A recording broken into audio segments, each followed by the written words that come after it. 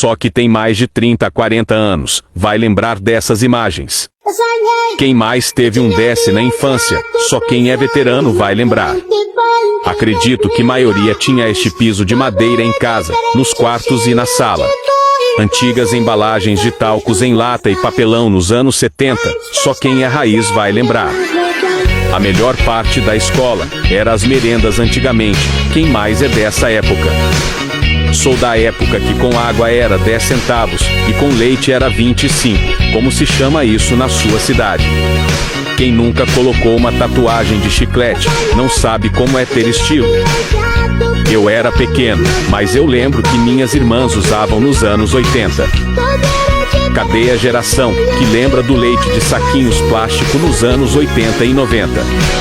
Sou da época em que a serenata de amor tinha frases dentro da embalagem, bons tempos que não tem mais volta.